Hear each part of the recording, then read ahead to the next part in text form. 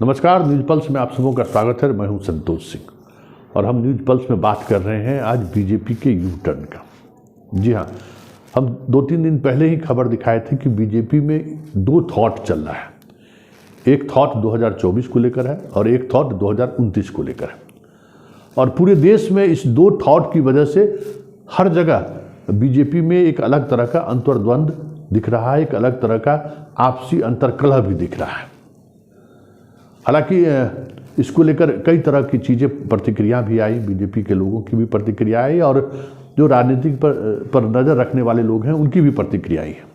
लेकिन हम बिहार के परिप्रेक्ष्य में ये देख रहे हैं कि अमित शाह बिहार में क्या चाह रहे हैं और मोदी क्या चाह रहे हैं। और हमने आपको दिखाया कि संजय जायसवाल हो, नित्यानंद राय हो, या जो भी चेहरे आपको दिखाई दे रहे हैं, ये टीम शाह के चेहरे हैं। सुशील मोदी हो, राधा मोहन सिंह हो, बाकी जो नीतीश कुमार से बेहतर रिश्ता रखने वाले जो लोग रहे हैं बिहार में, आजकल वो टीम मोदी के साथ हो गए हैं। इसकी वजह क्या है, वो इसकी चर्चा हमने की थी कि भाई जब से कांग्रेस भारत जोड़ो यात्रा में बाहर निकला है, बीजेपी भी मानती है कि अब पहले वाली कांग्रेस नहीं रही और इस बार बहुत बुरी स्थिति भी होगी तो 100+ सीट वो जीत कर आएंगे। मतलब भाजपा 250 पर सीट पर चली आएगी अगर 300 सीट का ट्रैक रिकॉर्ड अगर रहा तो। क्षेत्रीय दल अगर मजबूती के साथ बीजेपी से आमने सामने लड़ाई लड़ लिया तो फिर वो 200 से नीचे चले आएंगे। ऐसे में सरकार नहीं बनेगी। चिंता मोदी की यही है और यही वजह है कि मोदी अब उन तमाम क्षेत्रीय दलों से फिर से बेहतर रिश्ता बनाने की कोशिश शुरू कर दिए हैं, जिसके सहारे मोदी 2024 के प्रधानमंत्री बन सकते हैं। तो उसमें सबसे विश्वसनीय चेहरे मोदी की नज़र में इस अंदाज में विश्वसनीय है कि नीतीश कुमार को जब चाहे इधर इस तरफ लाया जा सकता है और कुछ ऐसी चीज़ें कर दी जाए जिससे वो इस तरफ आ जाए। तो इसलिए सबसे पहले डोरा डालने का काम नीतीश पर ही शुरू हुआ, जिस खबर को लेकर आप बार बार आप तक हम पहुंच रहे थे, लेकिन कई तरह की कंट्रोवर्सी इस पर हो रही थी। लेकिन अब देखिए कि क्या हो रहा है बीजेपी की तरफ से। कल की ही घटना लीजिए, सुशील मोदी से पत्रकार ने सवाल किया कि भाई क्या आप ले रहे हैं नीतीश कुमार के साथ फिर से में? तो उनका जवाब क्या था, ये केंद्रीय नेतृत्व तय करेगा। मतलब ना नहीं। देखिए, लेने नहीं लेने का अभी कोई सवाल नहीं है, क्योंकि मैं उसके लिए सक्षम नहीं हूँ। कोई राज्य इकाई किसी बड़े नेता को शामिल कराने के लिए सक्षम नहीं है। ये मामला केंद्रीय स्तर पर होता है। लेकिन कौन आएगा कौन नहीं आएगा इस राजनीति में कोई नहीं जानता है। यही नीतीश कुमार 3 बार आ चुके, 3 बार जा चुके। यही लालू यादव 90 में समर्थन लेने आए थे और हमारी समर्थन से बिहार में उनकी सरकार बनी थी।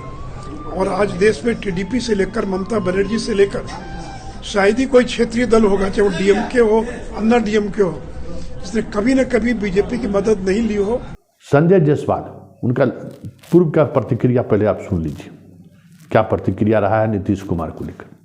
भारत की राजनीति में नीतीश कुमार जी पूरे तौर पे अप्रासंगिक हो चुके हैं और इसीलिए उनका कोई पूछने वाला नहीं। केसरिया कपड़ा पहनेंगे तो आप लोग उनको नहीं, कोई मतलब नहीं है। हम लोग केवल तिरंगा कपड़े वाली पार्टी हैं, लेकिन नीतीश कुमार जी अपना समय के साथ बदलते रहने वाले व्यक्ति हैं। हम लोग का एक ही कपड़ा है और वह है तिरंगा, भारतीय जनता पार्टी का। उनके लिए अप्रासंगिक जो देश की राजनीति में हो गया हो उसकी कहीं गुंजाइश नहीं है। 2025 तक वो आराम से अपने भतीजे को पीठ ठोकते हुए रहें। सुना आपने। अब हम आपको कल उन्होंने दरभंगा में क्या कहा, जरा सुन लीजिए। जिन लोगों ने 1990 से 2005 तक जंगल राज के खिलाफ लड़ाई लड़ी है, उन सभी का हम स्वागत करेंगे। आप एक व्यक्ति का नाम ले रहे हैं, इसमें तो माननीय उनके राष्ट्रीय अध्यक्ष जी ने का मैं बहुत एहसान मानता हूं कि उन्होंने ही लालू यादव पर केस किया था। लालू यादव को जेल भिजवाने में सबसे ज़्यादा भूमिका अगर कही जाए तो सुशील जी और रवि जी के साथ शिवानंद तिवारी जी की, ललन सिंह जी की थी। तो वैसे सभी लोगों को जाहिर बात है कि इस गठबंधन से अगर जिसको भी कचोट रहा हो हमारे साथ आ सकता है। सुन लिया, ये यू टर्न है ना कि जो नीतीश का नाम सुनने को तैयार नहीं था, अब वो कह रहे हैं कि हम स्वागत कर सकते हैं, आए तो हम, ऐतराज हमें नहीं है। ये बिना केंद्रीय नेतृत्व के इशारे का प्रदेश अध्यक्ष जो अमित शाह के खासम खास हैं और अमित शाह के ही लाइन पे नीतीश पर हमला बोलते रहे हैं, उनका ये बयान है। अब आप सोच लीजिए कि हो क्या रहा है और इसकी वजह क्या है, जरा इसको भी समझ लीजिए, तब सारी चीजों को समझ लीजिएगा। जिस तरीके से राजद कमंडल को मंडल के सहारे चुनौती देना शुरू किया है बिहार में, सीधे तौर पे रामचरितमानस का मसला हो या फिर 10% का मसला हो, सीधा वो अटैक करना शुरू कर दिया है। इसका जवाब बीजेपी के पास आज भी नहीं है। इन चीजों को समझना होगा कि बिहार बीजेपी में वो सामाजिक सोशल इंजीनियरिंग की वो ताकत ही नहीं है जिस ताकत के सहारे वो लालू यादव के परिवार को रोक सके। जब तक नीतीश हैं तभी तक वो रोक सकते हैं, ये आज भी महसूस उनको होने लगा, क्योंकि जिस तरीके से आलोक मेहता जैसा सहज और सरल व्यक्ति जिस अंदाज में हमला बोला है, तो आप सोच लीजिए कि पार्टी के अंदर आरजेडी आगे आने वाले समय में जातीय जनगणना के बाद स्थिति और क्या होगी। पूरी तौर पर बिहार की राजनीति को बैकवर्ड फॉरवर्ड पर ले जाने की कोशिश हो रही है और फॉरवर्ड इस लालू के इस खेल में फंसते हुए भी दिख रहे हैं। आलोक मेहता को धमकी देने वाले तिवारी और पाठक हैं और केस भी दर्ज हुआ है।